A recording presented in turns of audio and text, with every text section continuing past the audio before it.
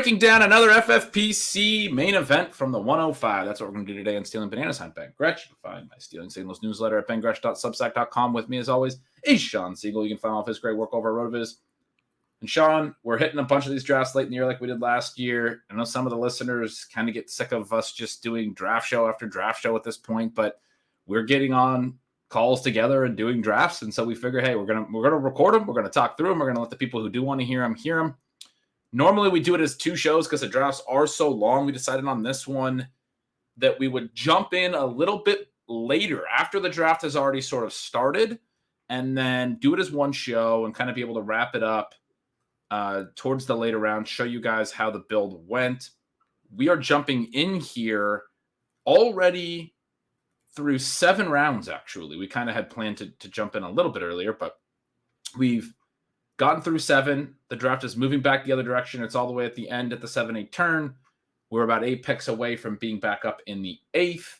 Shawn, you mentioned over the last couple years, have done some fun shows where we've made bold predictions about each of our picks. So as we go through and recap what we've done so far and some of the things that have happened in this draft, while we continue to make our picks, I think we will do that on this one. This will be our bold prediction draft show where we talk about all of the ways that this team is going to absolutely crush. Every single pick is going to be monumentous.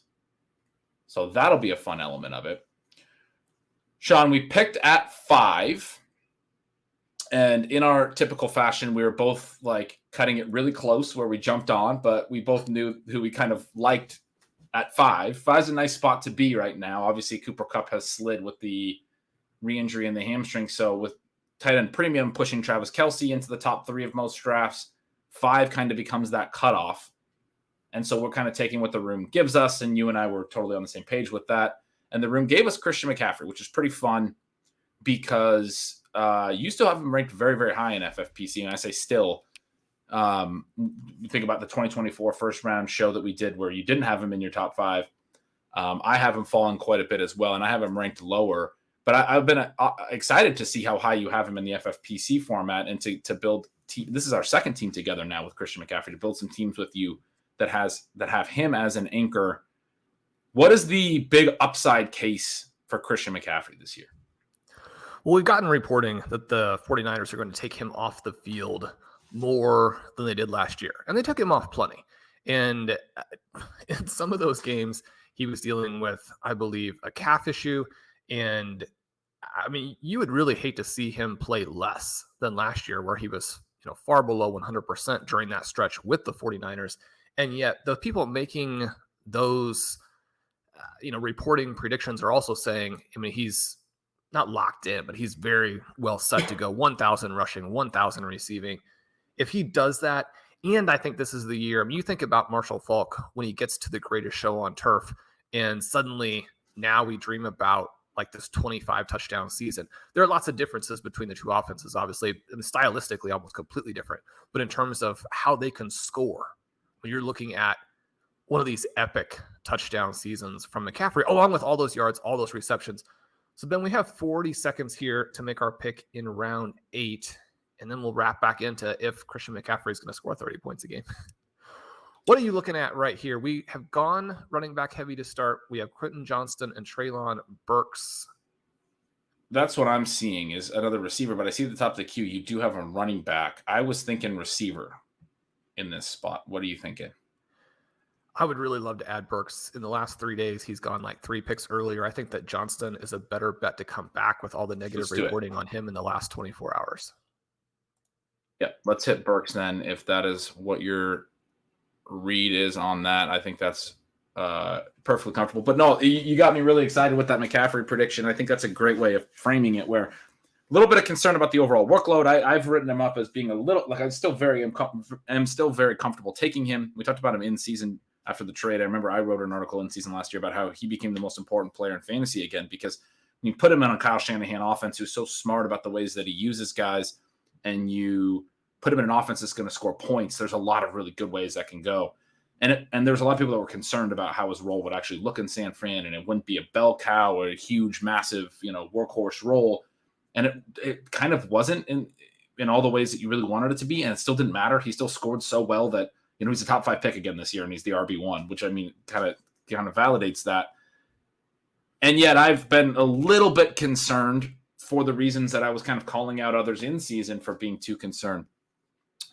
And mostly because, he's been the 30-point ceiling for him has been because he's been so, such a revelation in terms of the high value touches, how many receptions he can get, all of those things. I do think those take a little bit of a hit overall, but his actual receptions could be like really efficient receptions. They play him at receiver. Like he could be catching, like getting like legit ADOT passes and catching 15, 20-yard passes and some of these things.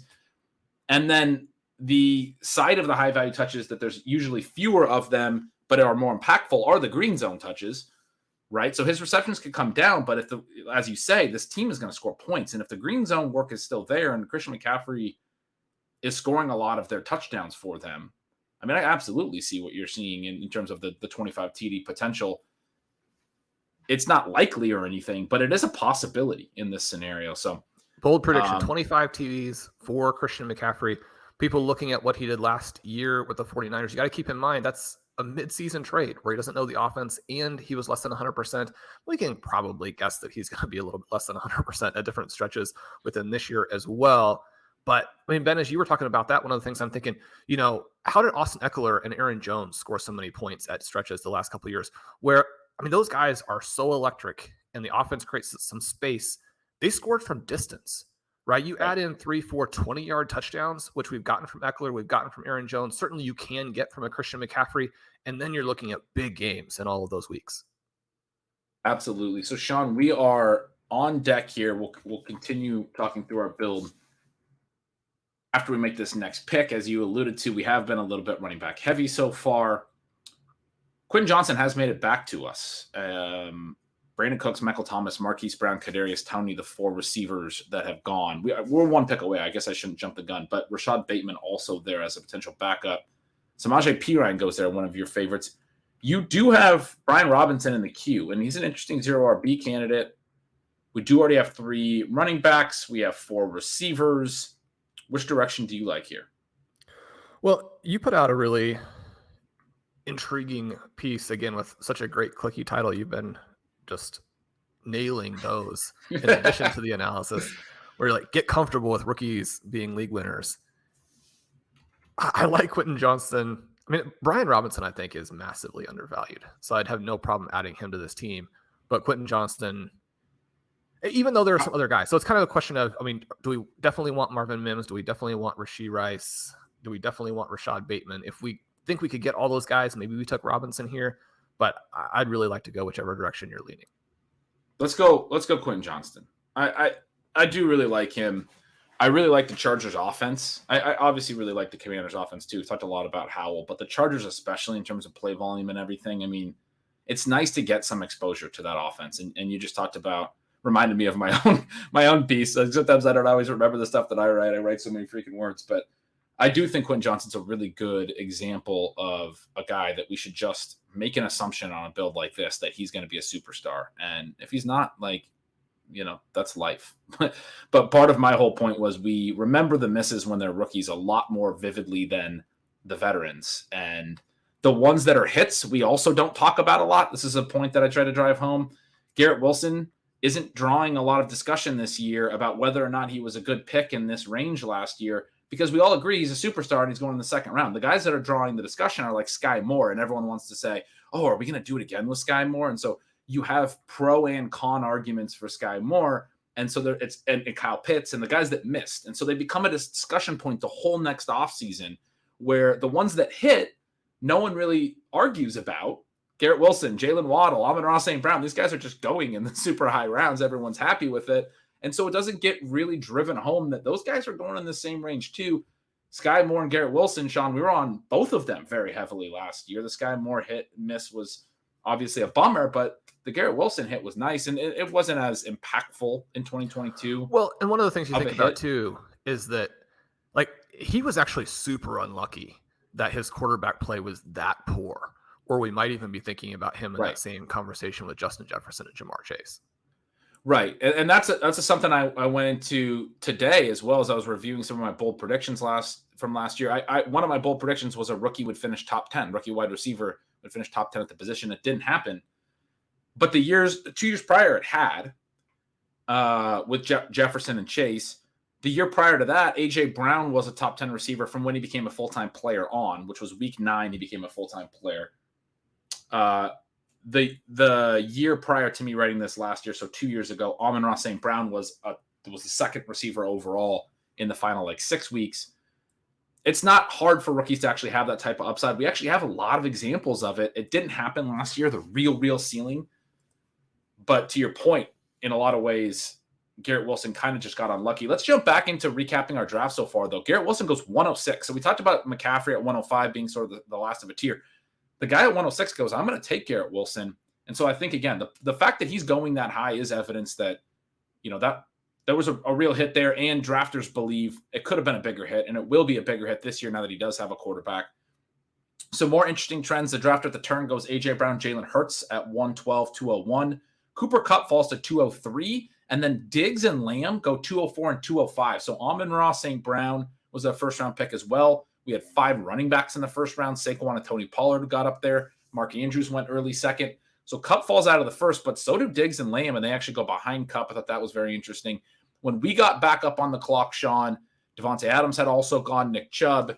And with a McCaffrey start, we're definitely thinking receiver. We just took Jaylen Waddle in the second round of our last draft, but he was pretty clearly the pick here. I'll go ahead and do the bold prediction for him, which is just he continues to do basically everything he did last year, and Tyreek Hill isn't quite as healthy and quite as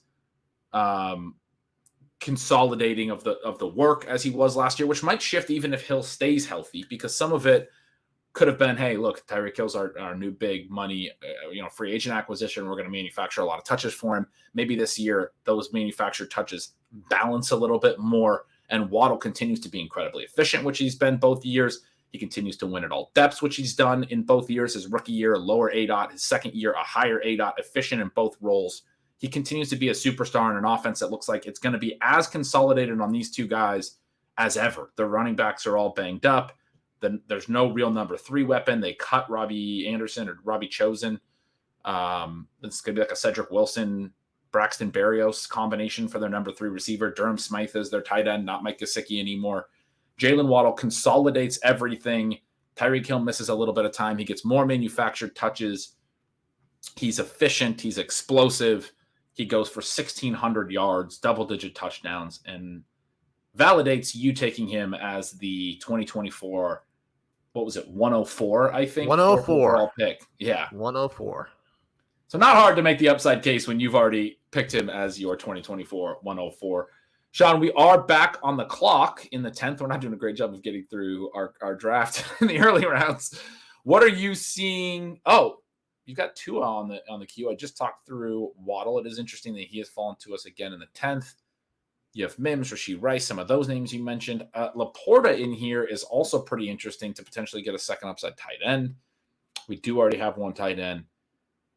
And Devon Achane's another name you have in here, which I like as an upside play as well. Where would you prefer? I'm going to leave this one to you because I've been talking about Waddle.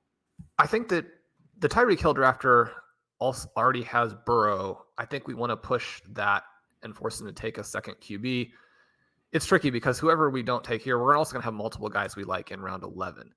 I really like Achane, really like Laporta, really like Mims. I mean, we're not going to get all those guys. So if you have any lean at all, I think we should go that direction. Let's go Laporta, I think.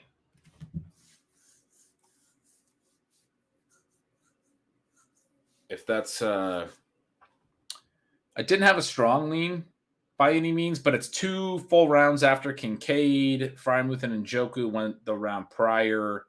At 10:08, I think the price on Laporta is really strong. I'm not actually looking at it.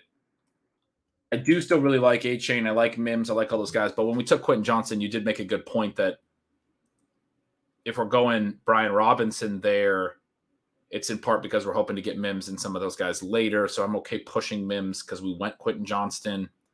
We also had a decision that we'll get to where we passed on Jerry Jeudy because we've already taken Javonte Williams. And so kind of didn't want to be invested in both the Broncos from the ground game and the air game. So I'm not that worried about not getting Mims on this roster, although I still think he can fit. It's not a clear answer there. It's just the Broncos are an offense where kind of like to play it one way or the other as opposed to both.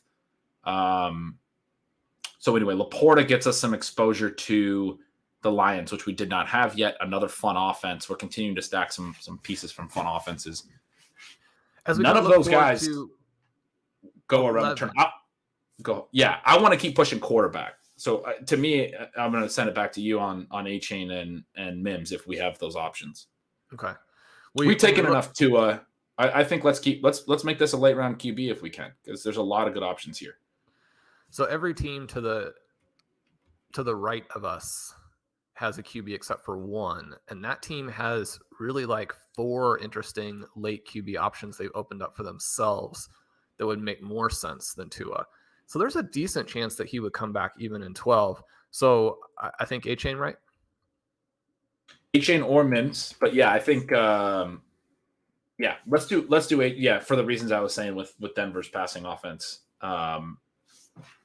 It's interesting because now we take Waddle and A-Chain, but the Miami offense can be a lot more consolidated. I think part of the concern in Denver is that throughout Sean Payton's history, he's often used multiple skill players at a lot of different spots. There's also concern about that whole offense cratering. There's some concern about Miami's cratering, but Miami's looks like it's going to be very concentrated. And if the A-Chain thesis hits in the anti-fragile way that it sets up, I think you have him and Waddle coexisting easily in a way that it's a little bit, not a lot, but a little bit harder to see in Denver. And it is, minor edges that make these decisions. We like all these players.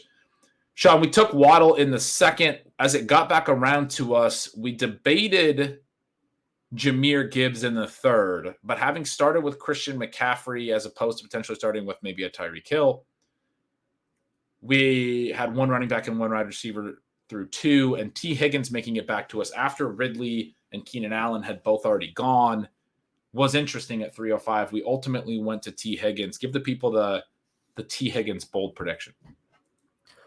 Well, I'm going to say that T. Higgins stays healthy in 2023. You look at his game log from last year, 69% of the snaps. And that's going to obviously translate into a much lower share of the routes as well than you really want. He had 3 different games last season where he played either 26% or less. Obviously, week 1 was 26%, week 5 was 16%, week 14 was 1%, which I believe was the first play of the game. So when we think through that and what he brings when he's healthy, he's this perfect complement to Jamar Chase, where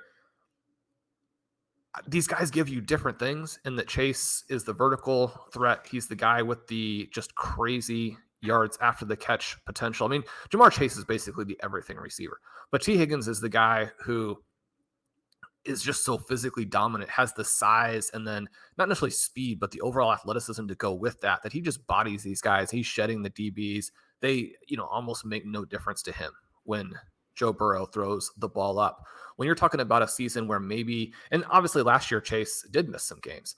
We've got history of him not playing a full complement. If we were to have that where T. Higgins stayed healthy, I mean, you're talking about T. Higgins being a similar type of talent to the plays that people are making on Garrett Wilson, who you mentioned at the 106.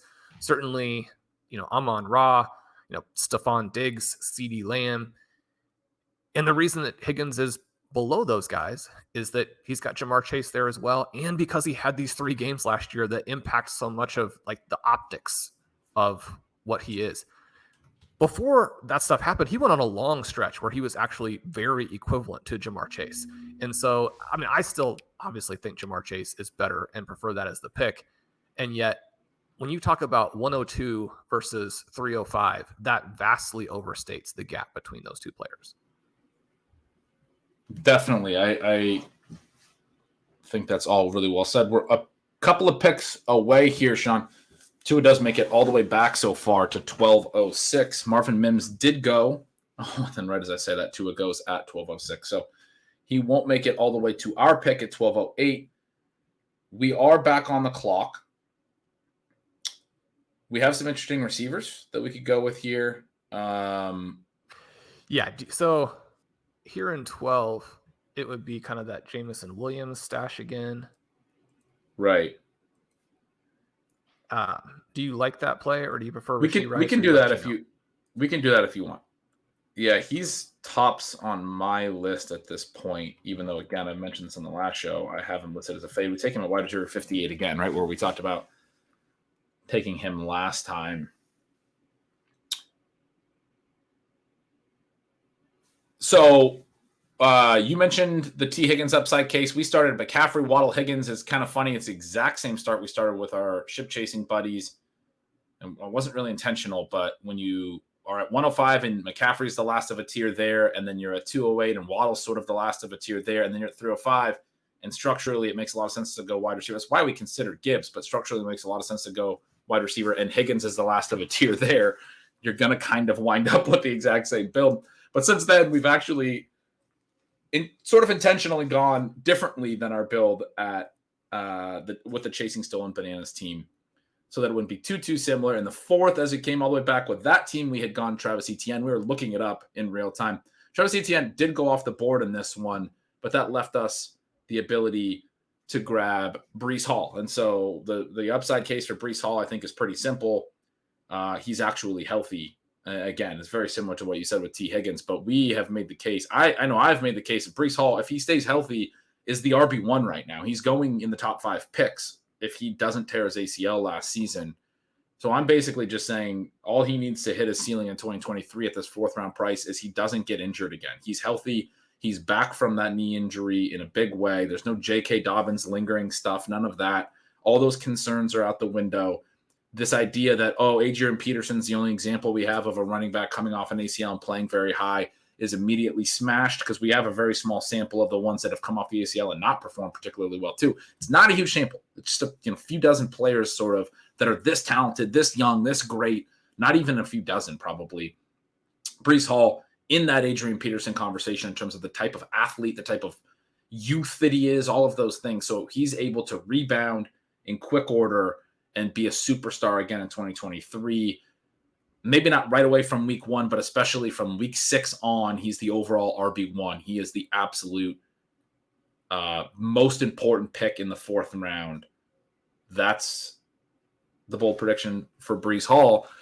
As we came around that turn, Sean, we were talking about potentially going Kenneth Walker and taking our 3rd running back. He goes 1 pick ahead of us. And we had a tough decision on the clock in the 5th round. We were looking at Brandon Ayuk. We were looking at the other running backs after Walker, J.K. Dobbins, James Cook. One of the reasons we didn't necessarily want to take Dobbins is he is on that Chasing Stolen Bananas team I just referenced. So we would have had 4 high-profile players matched to another team we've already constructed. There's a guy that was there that we've taken on a lot of high-profile teams in the last couple of years, and we did decide to go Kyle Pitts in the 5th round. We're almost on the clock again here in the 13th. So before I ask you to give us the big, bold prediction on Kyle Pitts, as you're tracking this draft still here in the 13th, Rashee Rice still there, continues to slide over those concerns that he's going to be a little bit of a package player early in the year. I'm with you that I still think from a talent perspective, he can earn his way into a full role. I don't think it's a guarantee the Chiefs are going to be rotational all year. He would be our wide receiver 7 on this build, but one of those 6 that we have is Jameson Williams, who we are just sort of stashing. Geno Smith is sort of the only other real pick here for me that feels like I would, in any way make a case. We've already hit tight end twice and feel pretty good about that. We do have only 4 running backs. So I guess you could make a case that we could try to hit another guy from the 0 RB list, but I think there's better options even later. I guess my running back would be Damian Harris here. We're into the 13th round. I know he doesn't really inspire a lot of confidence. Where are you at this stage? I still really like stashing Kendre Miller. That most recent injury is just such a heartbreaker, and yet in redraft where you don't have to start him immediately, it doesn't worry me as much. I do think we probably want to consider either Geno or Jared Goff right here. This is half a round below Geno's ADP. Goff by ADP doesn't come back. I mean, he may be the guy. We again get that first game flexibility, and we've got some Lions built in. We have JSN built in for Geno. I'd probably take a QB. Do you have a preference between the two? I do like Geno more. I like that first game thing on Goff if you want to go that way. Sorry, we were really low there. You asked my preference with like 8 seconds left on the clock. You did squeeze Geno up to the top of the queue. It seemed like you were leaning Goff. I went the other way. I've been pretty into Geno as a priority target in these rounds, in part because of some great research JJ Zachariason did and reference on a podcast I did with him earlier this year. It's interesting. We were both guests over at CBS, but he talked through some research where quarterbacks who have 3 receivers with ADPs as high as Geno does tend to be really, really strong bets, in the later rounds. And we know that a lot of times when there's this disparity between the weapons and the quarterback can be a good target. It was an argument for Tua Tagovailoa last year. Geno in particular, though, very efficient the last 2 years, led the NFL in completion percentage last year at 69.8%.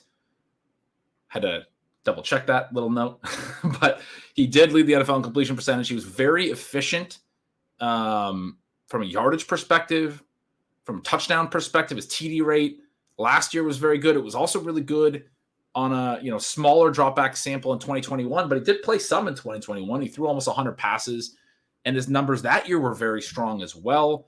I'm not ready to consider him a superstar necessarily, but when you add Jackson Smith and Jigba, and I do actually believe that he's incredibly good, and then Lockett and Metcalf are also really, really good.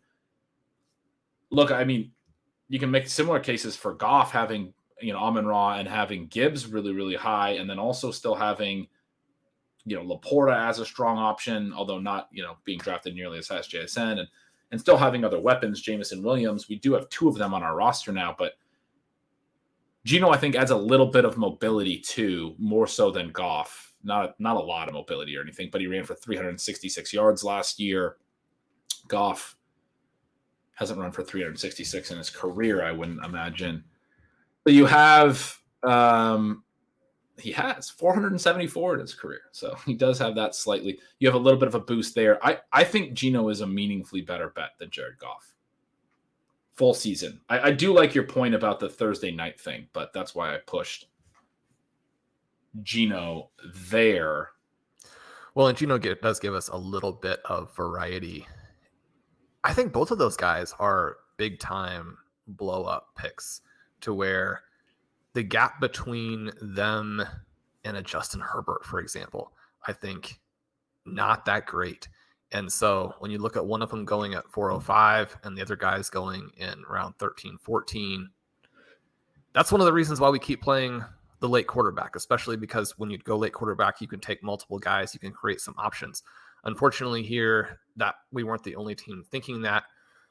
The team that selected Jordan Addison and had taken Kirk Cousins was the team that took Amon-Ra in round 1, and they do come back and take Goff in round 14. After taking Rashid Rice in 13 and taking that off the board. Damian Harris also goes. Sean Tucker, the guy you have said needs to be drafted in on every team, goes at 1401. So we're not going to be able to draft him on this team. But Sean, Kendrick Miller still floating. That's the guy you were interested in last round as a stash. I was kind of hoping maybe we could push him around. I think he's really intriguing at this point. Yeah, just somebody to keep it on our radar, because I did think that we needed to take a QB and then hopefully Rice would come back. And then so you're hoping that, somehow Kendrick would fall to 15 even. But once we get here, I like him a lot because, again, I mean, this isn't for week 1. These picks that you're making in this range, this is for how do you smash the bye weeks? How do you create the upside to win the overall tournament? Blair Andrews has some great research about backs who are as young as Kendrick Miller, drafted in that kind of range, what they do in the fantasy playoffs. In this case, if he did something big, maybe what he did would be to win us $1 million. Hunter Henry is here. Sam Howell is here. Jalen Hyatt is here. But I guess I am leading Kendre. It's Are you seeing Kendre anybody else? from me.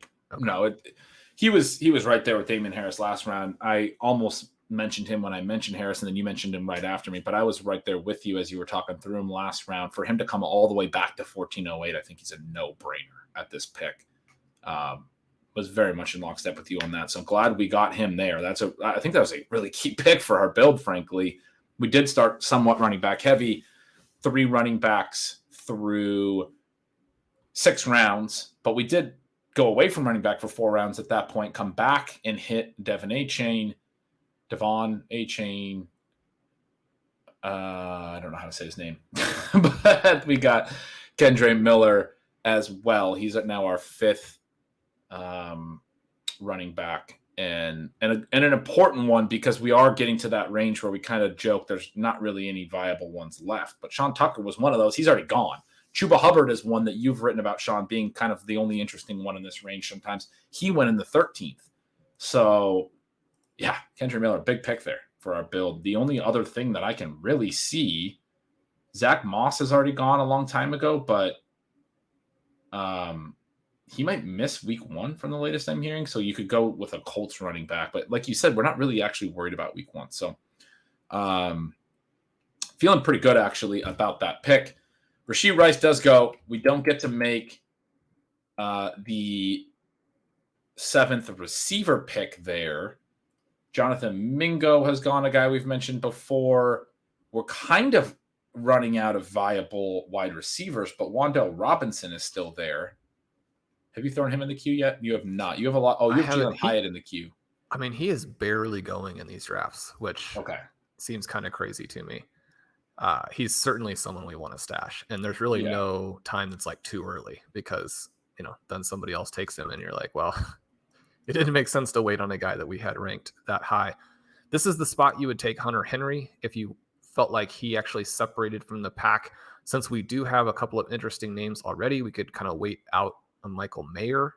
I think Henry's a little bit of a roster clogger when you go Pitts and Laporta. I just like the 2 upside cases. And as much as I like Henry, I like him more as a stability play when you only have the 1 upside case, but we've already had 2 strong upside plays here. I really like the Laporta upside case as well. So, hit a 3rd one late and you're just playing pure upside at tight end. I don't like – and I think you're saying that because, you know, I'm a little higher on Henry than you, so I'm kind of poo-pooing that pretty firmly because I wouldn't even be the one to tell us to take Henry is the point. Maybe it's Sam Howell here, and then we try to push Wan'Dale. Does that feel right? Yeah, that's definitely an option.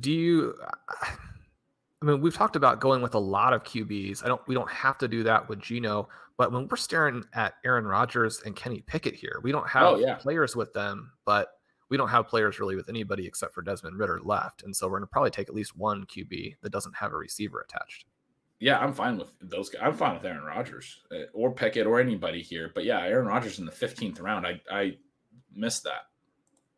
Anybody that you'd like. But yeah, so we do take Rodgers. I think that's the interesting thing about Rodgers. I think his real upside cases are through a massive Garrett Wilson year. So yes, there will be people that have Rodgers and Wilson attached, but it's not like I don't think you need to have him stacked with all these other guys, right? And then Garrett Wilson's ADP is so high that like he can hit and you can still build a good team that beats the Garrett Wilson team while Aaron Rodgers is hitting, if that makes sense. Certainly the people that have him stacked when you get to the actual shootout are getting points from both directions. But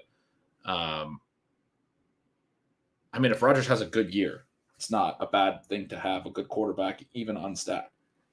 Well, and as we try and win the regular season, being able to play some matchups and get elite QB points without elite QB investment, again, pretty meaningful. The actual Garrett Wilson drafter took Josh Allen in round 3, and that could very easily pay off. But it is one of the reasons why Aaron Rodgers fell to us, because that drafter didn't feel pressure to take him. Just Josh Allen outscore Aaron Rodgers? Probably. And does he outscore some kind of a matchup-based play where we have Geno and Rodgers and then maybe either Ridder or Howell or Pickett? Probably he outscores that as well. But once you start to look at playing a couple or 3 guys with the best matchup each week, especially if those guys are also hitting, you can close down that gap to almost nothing. And Sean, I just realized, I mean, we're sitting here talking about this, but the next best guy to stack Rodgers with for me would be Breece Hall, because we've talked about how he could actually be a really big part of their passing game. And we have Breece Hall on this roster. So it actually is interesting in that regard, where if Breece Hall does some of the Aaron Jones stuff and catches 6 or 8 touchdowns this year, and especially you look way ahead of the shootout, everything goes great for the Jets.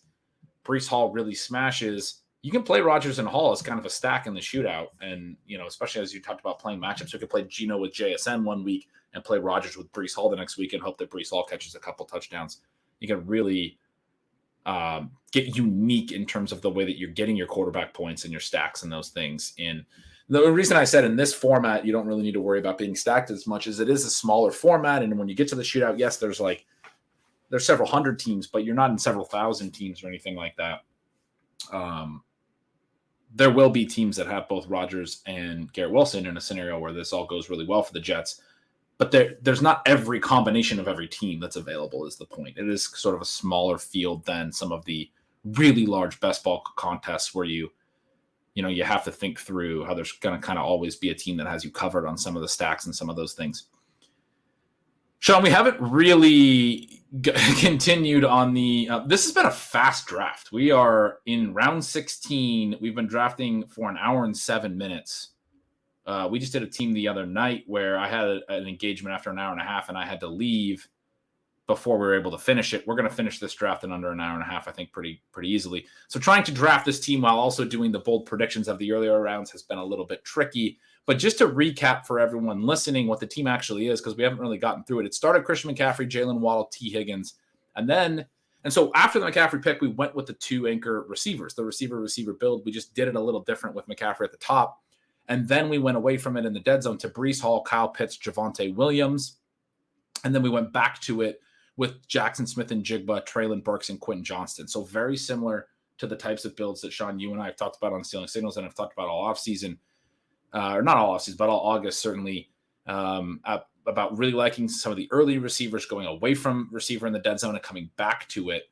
And then from there, we went Sam Laporta, Devin Achane, Jamison Williams, Geno Smith, Kendra Miller, Aaron Rodgers. We are on deck in 16. Again, this draft is absolutely flying. Wan'Dale Robinson, top of our queue, still there. Sam Howell makes it all the way back. He's gotten really popular. I thought he might go behind us. There are 3 drafters who only have 1 quarterback. If you wanted to take a third QB and continue to push Wan'Dale, I could go there with you, or we can just take Wan'Dale. What do you think? Yeah. Do you have a preference for number one, like in the most extreme case, would you be okay with going 4 quarterbacks? And then number 2, we have Pitts. Do you still have a strong preference for Howell over Ritter, who probably is available later? I mean, I love both Wan'Dale and Sam Howell as the pick here.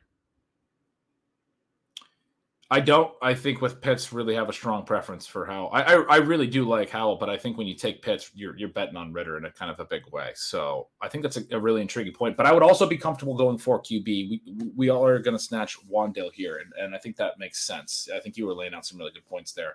We have a lot of Howell.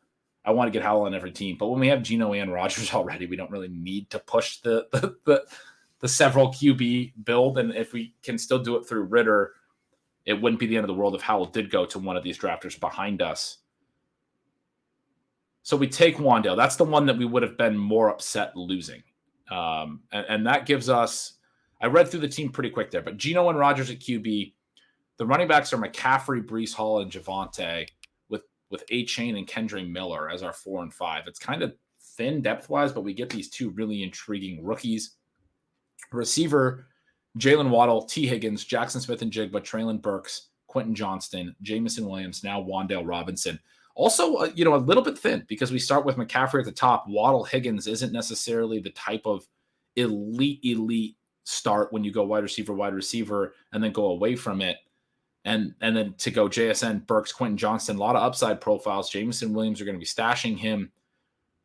You could certainly see where this wide receiver room could have problems if a lot of the bets that we're making, Sean, aren't right.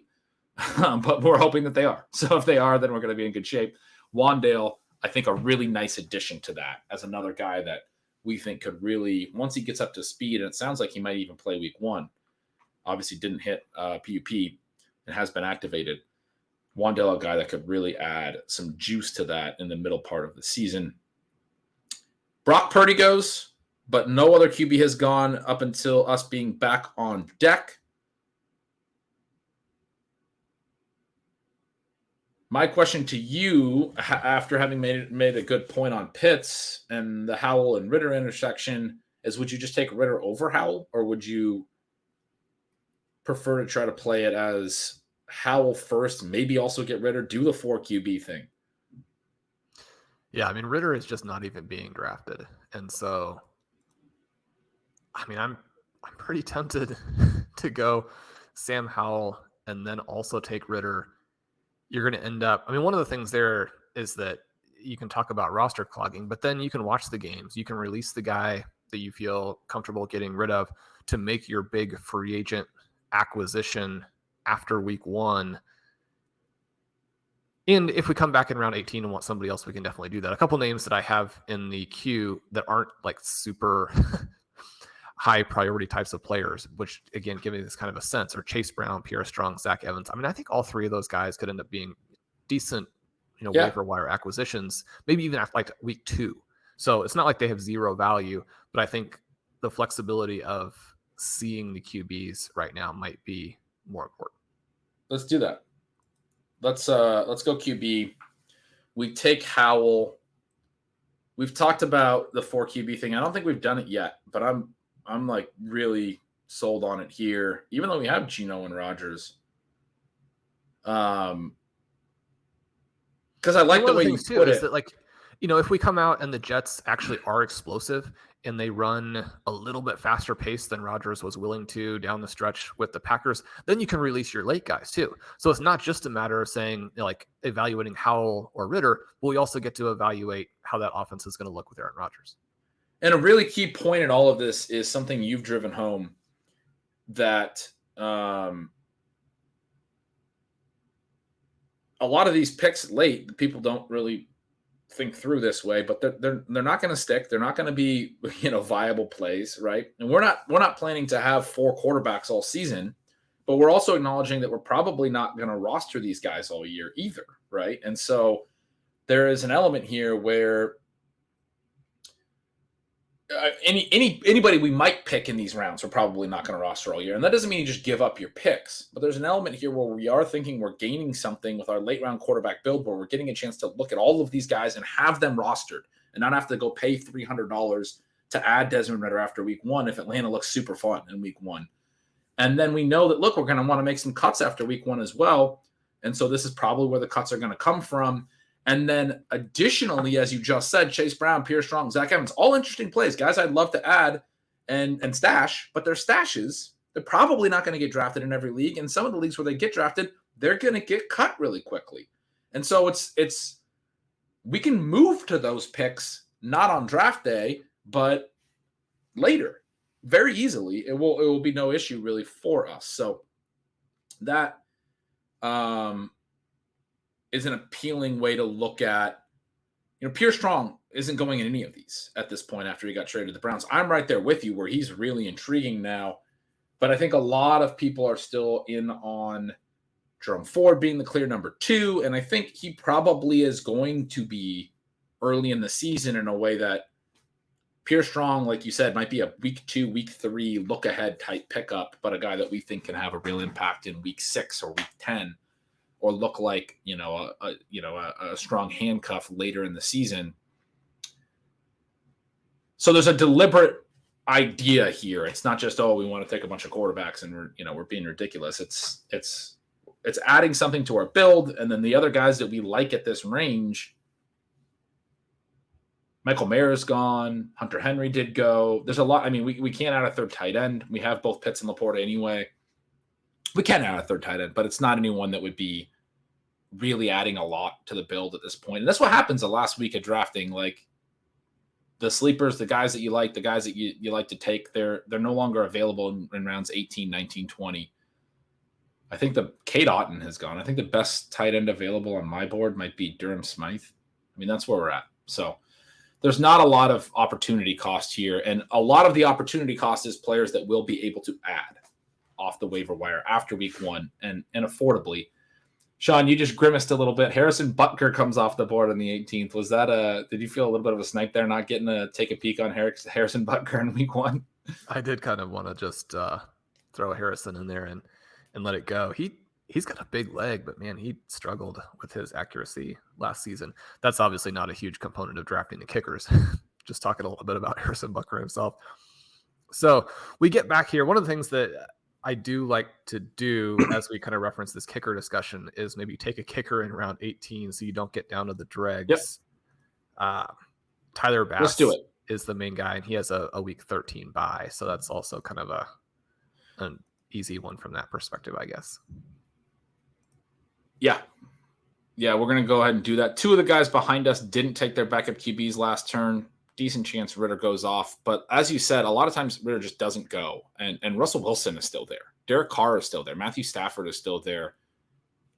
We can just kind of push the Desmond Ritter idea. Some of these guys might only take 1 QB in this draft. And so taking Tyler Bass there when we're kind of doing a luxury thing with the 4 QB build, and it's not the end of the world if Ritter goes. I like it. Does make sense.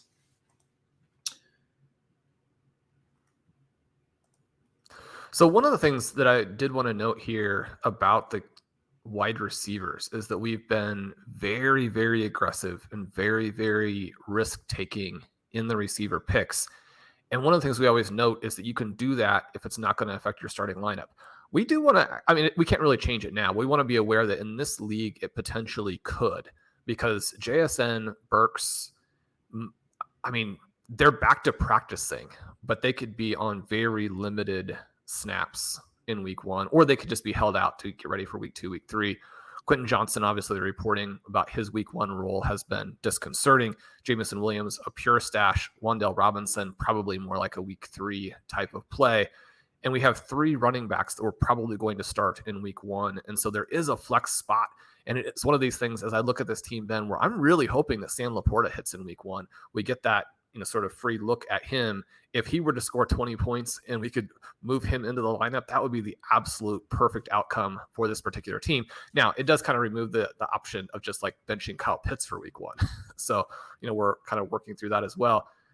Even with that being the case, I think that when you take those 3 early running backs, you have to figure out how you can create a wide receiver depth chart that has enough firepower to win the whole thing.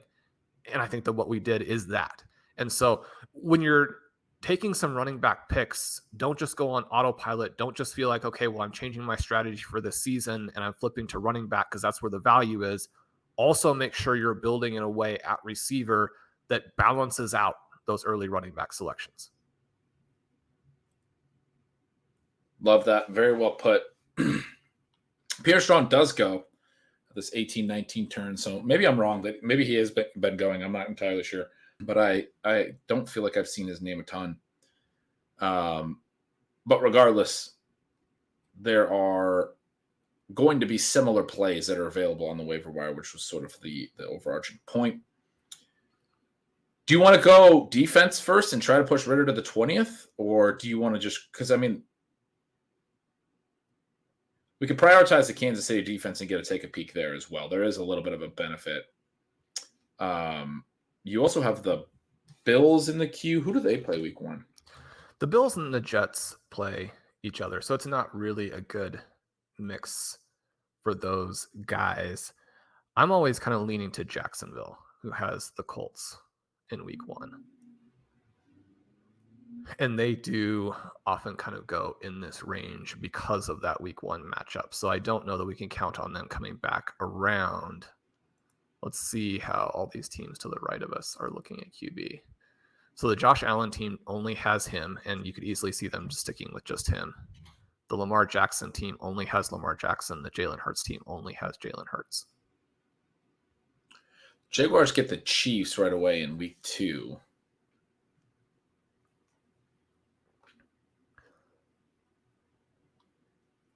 So they're at the Colts in week 1. I do like that. All right. We can do Jags.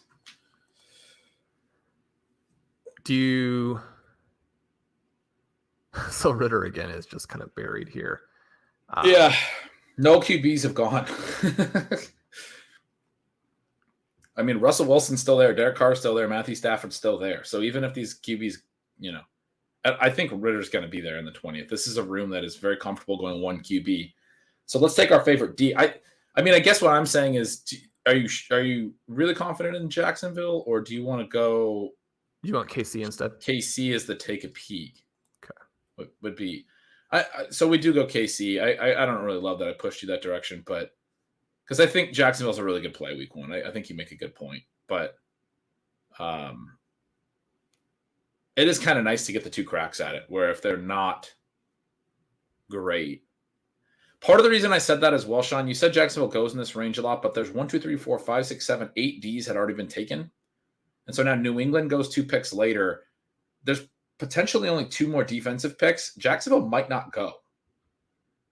And so I'm wondering if we can get a take a peek on KC's D and still have Jacksonville to play on Sunday if Kansas City doesn't have a good game on Thursday. Yeah, it would be great if that worked out like that. In a lot of these main events, you do see multiple teams take 2 defenses, right? Which I Could think happen. is hard to recommend, but does happen. And we say that, and obviously there are going to be listeners that are like, we don't recommend taking 4 QBs either. So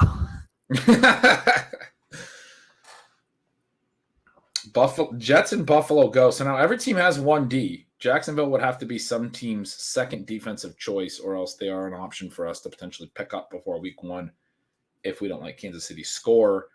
That was something I was kind of thinking through and hoping, but you're right. We do see the double tap at defense too much. Sean, as we wrap it up, we're not going to be able to do a ton of postscript here because of some schedule stuff, but we have Geno Smith, Aaron Rodgers, and Sam Howell at QB, likely adding Desmond Ridder to that for a 4 QB build. Christian McCaffrey, Breece Hall, Javonte Williams, Devon Achane, and Kendre Miller. Jaylen Waddle, T. Higgins, Jackson Smith and Jigba, Traylon Burks, Quentin Johnson, Jamison Williams, and Wan'Dale Robinson are the receivers. Our Kyle Pitts and Sam Laporta dual upside tight end play. It just seems too fun to need a third tight end, but we will certainly be watching. Here's Javonte Williams. My watch just heard me say Javonte Williams and mentioned Javonte Williams back to me. Sean, we do see a team go double defense, but they go with Seattle there. So we are still dodging the Jacksonville bullet. What do you think about the roster? What do you think about how things shook out? What are your favorite parts of it and things you might be concerned about? I love it. If you have an extra 10 minutes here, I'm going to ask us to do rapid fire bold predictions. Let's do for these guys. As soon as we decide to make our personal Mr. Irrelevant, either Desmond Ridder or the Jacksonville defense. Yeah, I mean, we can double tap defense as after you said all of that, and then potentially just add Ridder before week 1. That's probably the way to do it. That is the way to do it. Yeah. So I don't know what idiots double tap defense, but we're one of them. We're back in. All right, so I am up for Kyle Pitts, I believe. You made the case for Breece Hall. Then we have a 1,000-yard season for Kyle Pitts as a rookie. We have a 30% targets per route last season. We're going to combine those in a real offense this year, and Kyle Pitts is going to go for 1,515. You were up with Javonte Williams.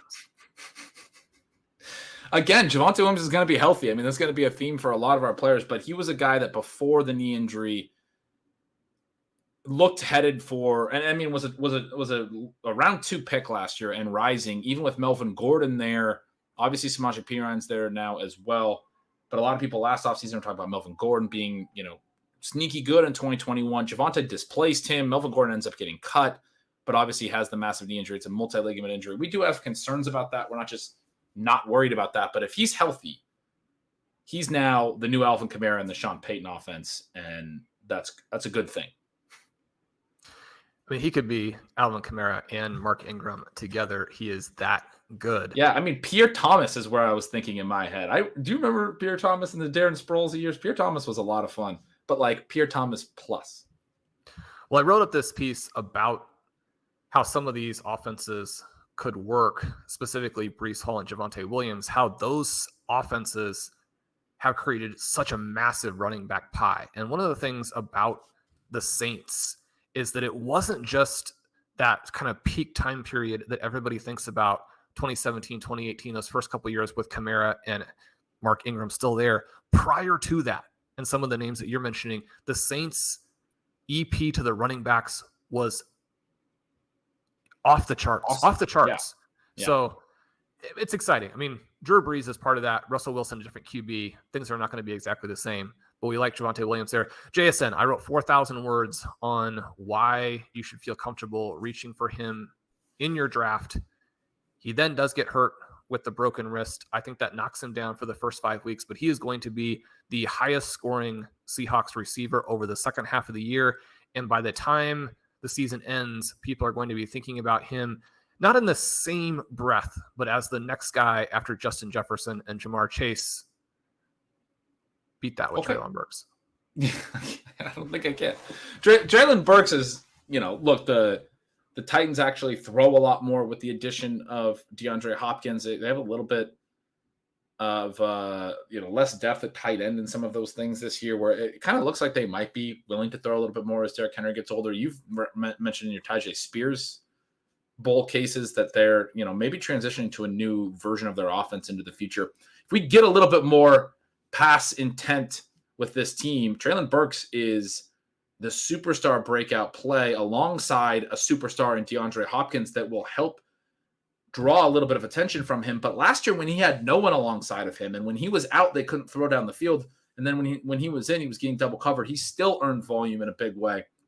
I think he outscores DeAndre Hopkins and is the clear number one in an ascending year two. So Quentin Johnston in round 9 is a player who posted 3 consecutive good seasons in terms of yards per route in college. He was also one of the best wide receivers in college football with the ball in his hands. And you put that in a body of a guy who is also a potential vertical receiver down the field. He gets a lot of criticism for dropping passes, which I think allows people to forget that he also makes highlight catches, and that when you have his length and also his leaping ability, that 40-inch vertical, you can go up and get the ball, you can bail your QB out. Then when you are drafted in the first round, you have an elite QB, and you are both a manufactured and a down the field guy. You have so many different ways you can come through from a fantasy perspective. He's going to end up being the wide receiver 2 on this offense behind Keenan Allen, and it's going to be closer even there than people think. So I'm up with Sam Laporta. I'm going to say he runs an 80% route rate in week 1. And if you get that right away from this guy who was incredibly productive, athletic, coming out of college, he's the next great Iowa tight end. I've talked about with Amon-Ra St. Brown, the other receivers on this team are all vertical threats. There's a lot of room to rack up targets underneath as defenses sit back in their cover 2 shells. It's going to be great for Amon-Ra. It's going to be great for Jahmyr Gibbs. It's going to be great for Sam Laporta as well. I think he runs routes from week 1 on. Last year, only 4 tight ends had 100 targets. I think Sam Laporta's bold prediction is he has a 100-target season. He's efficient. He finishes the top 5 tight end as a rookie. Well, Devin A-Chain here is now an interesting one, a tricky one, because the Dolphins arguably reached for him in the draft. They used draft assets they didn't necessarily have, and then they spent like every minute since that pick trying to add a superstar running back from other teams, but they failed. He got banged up a little bit in the preseason, but he runs a 4.32 40, which makes him the second coming of Chris Johnson. Not quite as fast, not quite as electric when you actually watch him play. And yet he also was someone who caught a lot of passes last year. That's going to translate into the NFL. We had Raheem Mostert with 8 catches in week 17 last year. One of the reasons he was on were in Pat's optimized lineup to win BBM 3. A-Chain is going to be their receiving back this season. He's going to catch 50 passes. We look at where do the rest of the passes go beyond Jaylen Waddle, whom we selected, and Tyreek Hill. A lot of them are going to go to A-Chain. He's going to be a revelation in the passing game and the second highest scoring rookie running back. That's bold. Jameson Williams comes back after a suspension. maybe he takes a game or two to shake the rust off. And then despite the worst vibes in the history of all off seasons, shows that it doesn't really matter when you're that good and you're a top 5 pick and the team is going to need to play you. They need you to hit. Things work in favor of guys with this type of draft capital. This is one of the points I'm going to lean on here.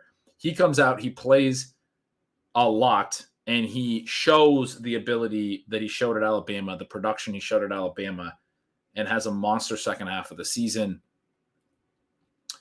I don't even know what that looks like necessarily. Really, it's just this guy is the vibes are not right on Jameson Williams. And in fact, he does have the ability to play to what his prospect profile was just a year ago. If he's anywhere near that, you love him at this pick. Well, Ben, you already have mostly made the bull case for Geno Smith, but my bold prediction based on that is that he's going to get 1,000 yards for all 3 of his receivers. He's going to throw for 5,000 total, 35 touchdowns. He's going to outscore Joe Burrow, Justin Herbert, and Trevor Lawrence, the 3, aggressively priced sort of pass-oriented QBs early, and we're going to be very happy that we went with him over Jared Goff in round 13. You're going to have all quarterbacks from here on out. It looks like I go to Kendrick Miller. I'm going to say that, he gets on the field in these first 3 games when Alvin Kamara is suspended. It is immediately evident that he is significantly better than Jamal Williams. I think that's a key part of his upside scenario is that we get to see him while Kamara is suspended, and we get to see that he's better than Jamal Williams, and the team gets to see that. And then after Kamara comes back, he is the clear upside handcuff hold. He's still getting work. I don't want to necessarily predict an injury, but in the bold prediction case, Kamara ends up missing a little bit of time. He's getting up there in age. Kendrick Miller down the stretch becomes the team's workhorse as the clear. He's got the 3-down profile as the clear guy over Jamal Williams, and is the 3rd highest scoring rookie running back in the second half of the season because Devon Achane's already scoring that high. Aaron Rodgers, someone who's hard to like, leans into the villain role and realizes that his chance to place his name in history beside players like a Tom Brady, like a Peyton Manning, knows that it's that revenge tour season that gets it done. He's going to go out there like a 2007 Tom Brady. He's going to be thinking about how Peyton Manning changed the view of himself after he went to the Denver Broncos late in his career and went out and had like a 6-7 touchdown game in week 1 in that Thursday nighter that pushed him up into the first round. Aaron Rodgers doesn't play in the Thursday night game, but it'd be interesting to know where he would get picked if he throws 7 touchdowns in week 1. I can tell you it's not going to be round 15. Wan'Dale Robinson, healthy. Again, we drafted a lot of injured players here, Sean, but the Wan'Dale Robinson bull case is that he becomes the player that he looked like he was about to become right before he tore his ACL last year. In week 10, he went 13 targets, 9 receptions, 100 yards on the nose, looked ready to ascend and be their new number 1 the rest of the season, sort of in a Kadarius Toney type role. After Toney was traded away, they were ready to go forward with Wan'Dale Robinson in New York. Obviously tears the ACL. The big case is that by week 5, week 6, he is back. He is ready. He's playing a lot, and he is their clear number 1 receiver. Obviously, Darren Waller are going to be heavily involved too, but Robinson is averaging 7-8 targets a game, probably lower 8 targets, but becomes sort of the next Amon-Ra St. Brown, if you will. We've been making the bold case or giving you bold predictions for Sam Howell all season long. All I'm going to add to that tonight is that he goes for 600 rushing yards and 8 rushing touchdowns on top of leading a dynamic Commanders offense. Love that. I'm not going to do Tyler Bass kicks 1,000,000 field goals. There's my bold case for Tyler Bass. So that's our roster. We have the 2 defenses, Kansas City and Jacksonville. Probably the bold case for Kansas City is they scored 20 points on Thursday night, and we're pumped that we had the take a peek on them. But that's our roster. We're sticking to it. Another build where, Sean, we went away from the receivers in the dead zone, and we're trying to execute that strategy that we've laid out for our banana gang. Was a suggestion I got. I think, I know Calm and some of the listeners have referred to the listeners as banana boys. I had someone reference, maybe we should start calling them the banana gang. I kind of like that. I do as well. Again, anybody who missed, we did announce the winners of the review contest. The reviews were fantastic. I just want to say, as we kind of go through the peak of draft season here, it's been so much fun to share that with you in 2023. Really love you guys. Ben, this team has me fired up. I can't wait to see what we do. That's going to do it for a special bold predictions episode of Stealing Bananas. I'm Shawn Siegele. With me, as always, is Ben Gretch. I mentioned a couple of the articles that he's put out in the last couple of days. Make sure you get over there and sign up for Stealing Signals. We're about to hit week 1, week 2, where Stealing Signals is the premier article in fantasy. Also, Stealing Signals Gold, Stealing Lines, the betting project with Dalton Cates. We'd love to have you over at RotoViz. We have the coupon code RV2023. That'll save you 10% at checkout. Always save as much money as you can here. Head on over to the FFPC. It sounds like there's going to be a little overlay in the Fantasy Pros contest, which gives you an even better chance to win $1 million over there with just the $350 entry. So anybody who's looking to do something that is not at the $2,000 level like the main event, that contest is there for you. Good luck in all your drafts this weekend. Again, love you guys. See you soon.